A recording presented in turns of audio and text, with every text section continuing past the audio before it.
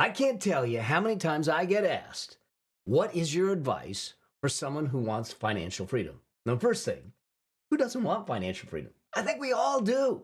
Why? Not because of the financial, but because of the freedom.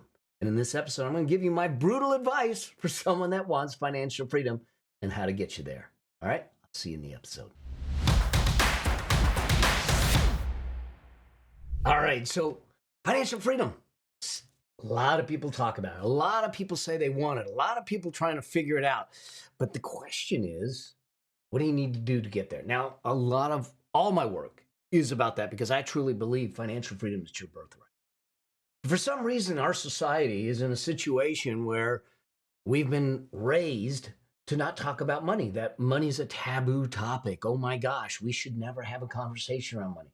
Yet, 3/4 of the people say they're stressed about money. And 1/4 of them say that it's extreme stress about money.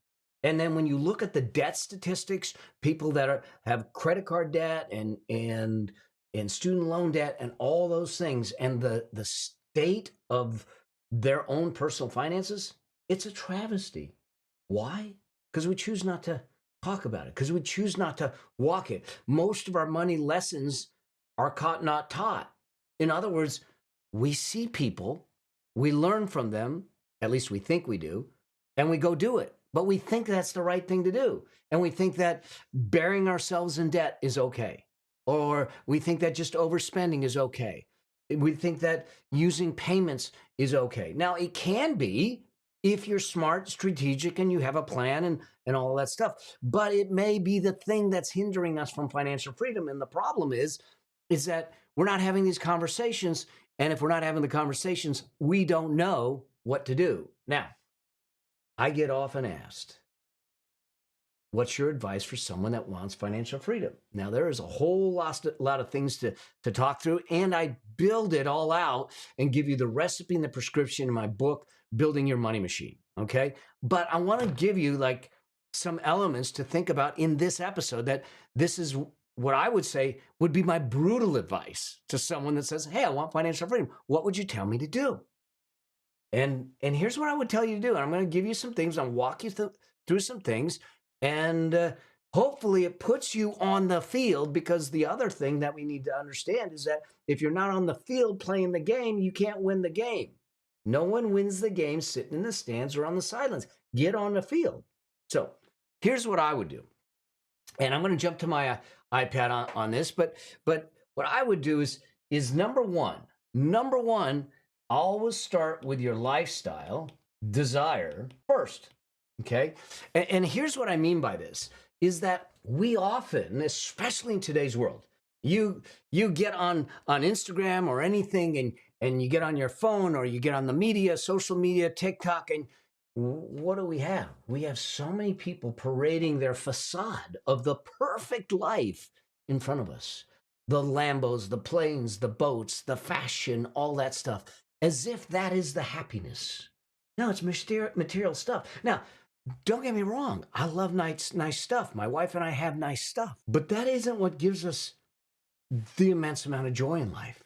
And so at the very beginning, even in my book, when I work with my clients, one of the biggest things is to define the lifestyle that you want. No one else. Not what your parents want, not what your siblings want, not what society says, not what your degree says, not what your career path says. What is the life that you want? I remember having a conversation with someone actually on my publishing team, and it was all about buying a home. And he says, I don't know that I'd ever be able to afford to buy a home. And I said to him, I said, why do you want to buy the home? And he looks at me, he says, it's the American dream. I said, I know that's what they tell us. The question I have, though, is it your dream? See, we're not here to live someone else's dream. We're here to live our dream. So the very first thing is to say, what do I want my life to be like? Is it the boats and the planes and the fancy houses? Is it a tent in Montana? Is it somewhere in between? What's my relationships like? What's my health like? What's my family like? What's my spirituality like? All of it. What do you want your life to be like? So the very first thing is to get clear on the vision for your life, to get clear on where you want to go. Now, is it going to change? Certainly it's going to change. Okay, mine changed many times when I had a son, when I got cancer, when I got married, when we had grandkids, all those things. It changes. But at least you know you're looking at the right horizon and you're going the right direction. Okay? The idea behind this and building financial freedom is one, lifestyle. Two, I want you to have a life by choice. And what I mean by that is too often we are living a life by demands. I have to pay bills. And I get it. We're all there. I got to pay bills too. But does that mean that the only way to pay bills is to be chained to a job? And the answer is no. Now, the real answer is you need to build a money machine.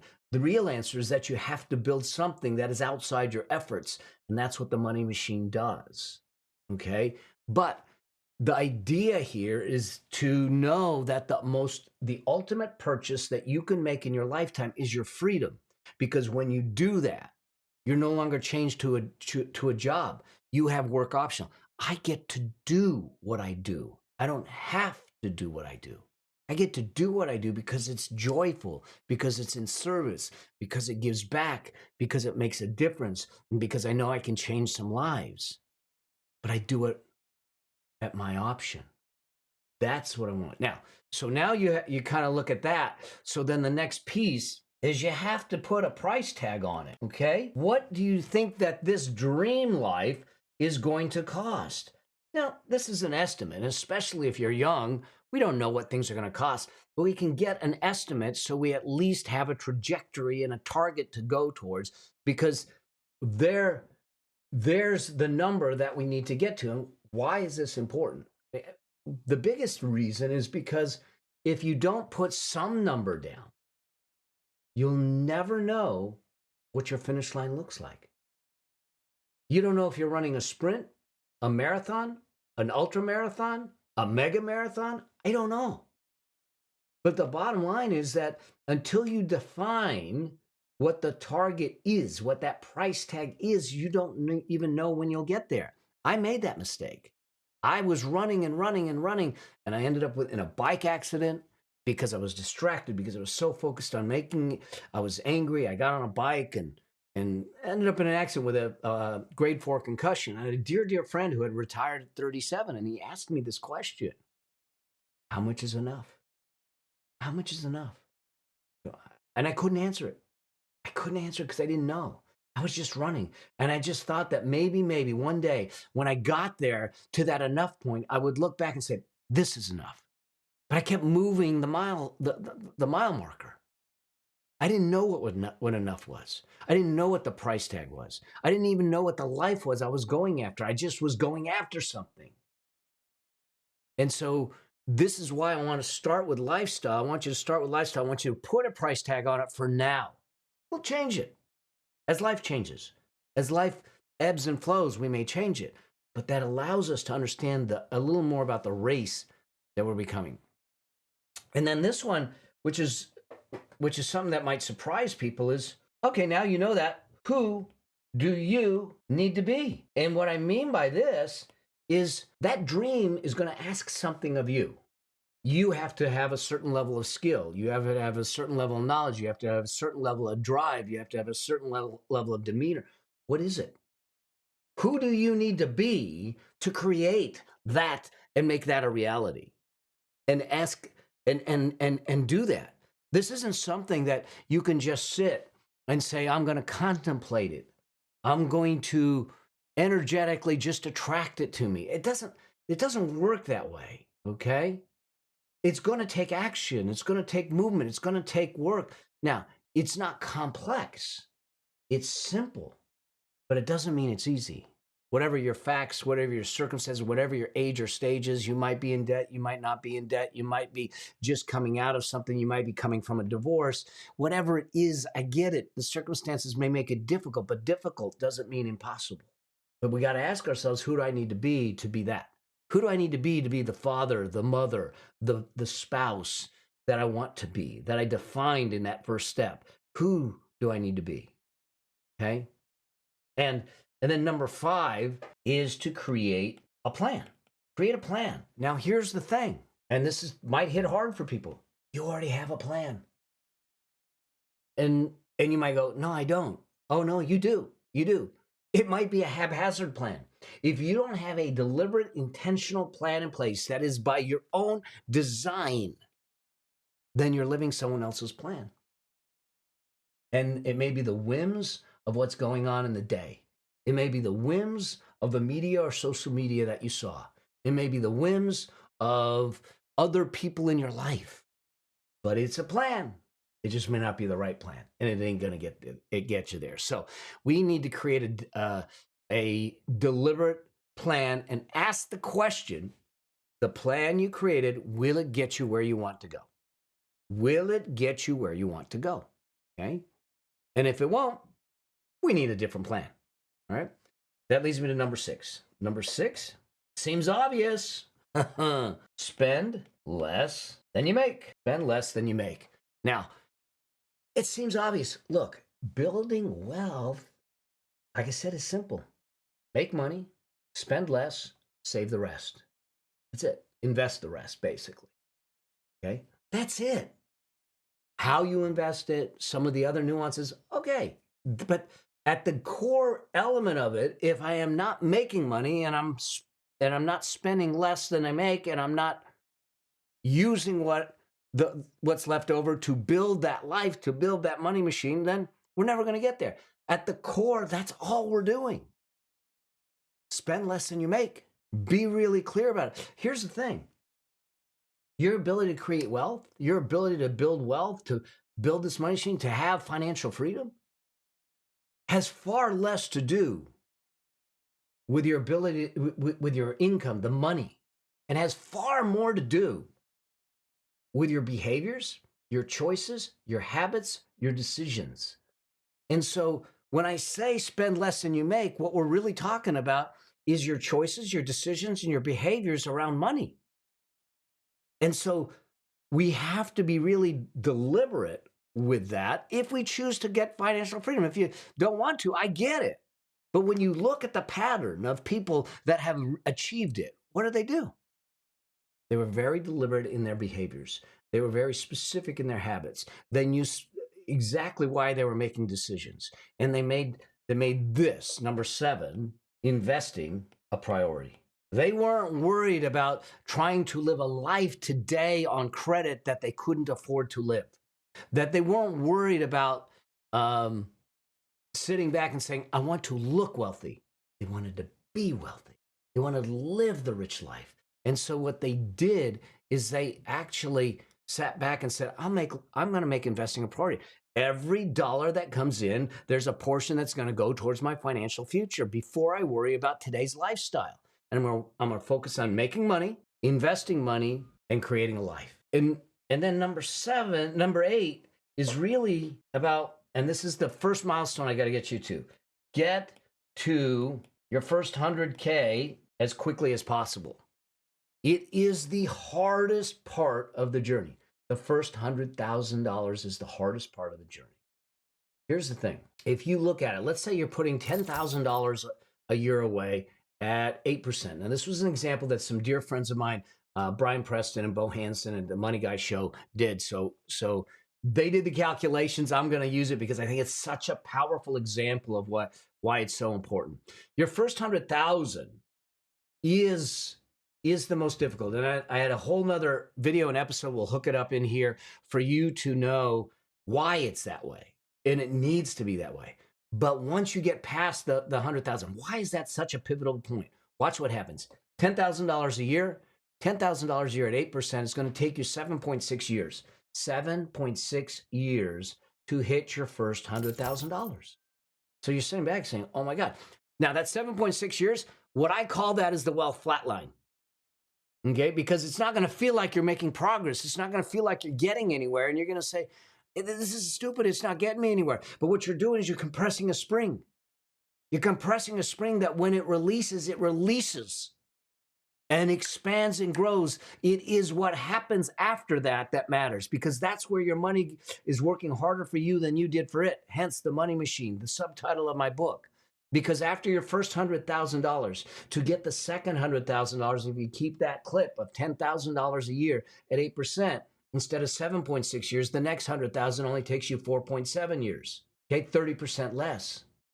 The next 100,000 is 3.4 years. Then it's 2.7 years. Then it's 2.2 years. So literally, the way this works is over 20 and a half years, 20.6 years, you will make your first $500,000. Now you may sit back and go, that's a long time. It is. I get it. But watch the power of this. Why is this so important? Because in 20 years at 10,000 a year, now I'm hoping that we'll push it higher than that and we'll get you there faster. And we can talk about it, and I talk about it in my book. But after 20.6 years, you have a $500,000. What do you think it takes to double that $500,000? Another 20 years? No. You actually double it in less time than it took you to make your first $100,000, 7.5 years. Your first $100,000 took you 7.6 years, but your last 500,000 to $1 million will only take you 7.5 years. That's the power of it. But we have to cross the 100K threshold. That means you have to be disciplined. You got to go at it, and you can get it done in less than 7.6 years. That first 100,000, you just got to be more deliberate and focused on what you're doing.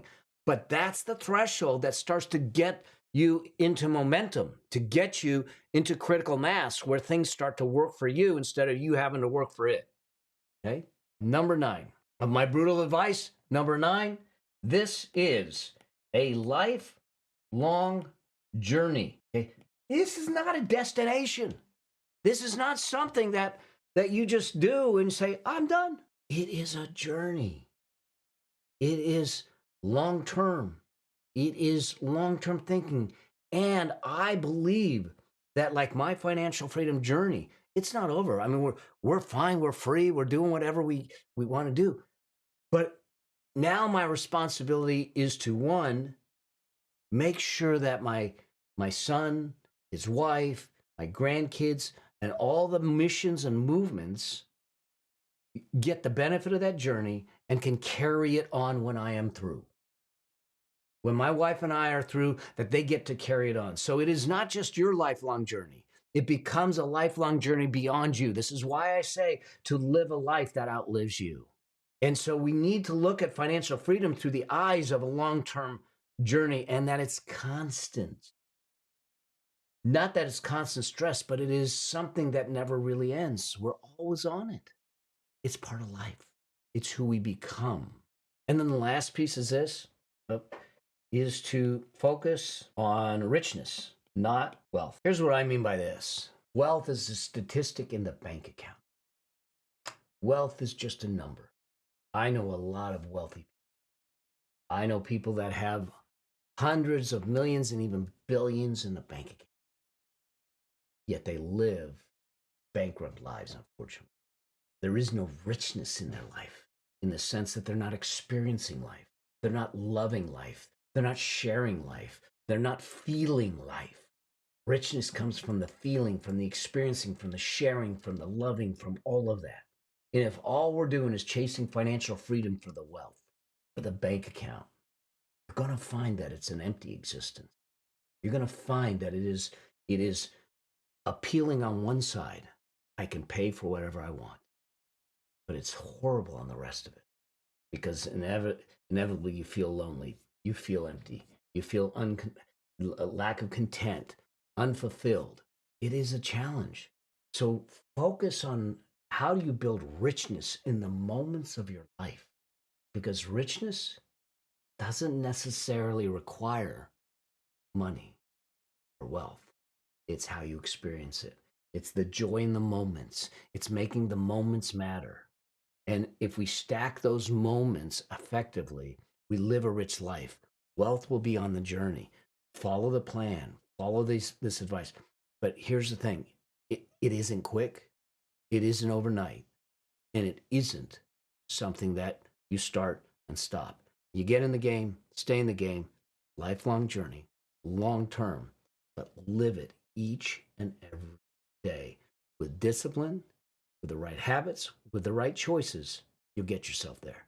Not only will you get yourself there, bring a whole lot of people along for the ride because you become the example, you become the role model, you become the possibility around your community, around your family, and you become the inflection point for your family tree. I hope that this helps.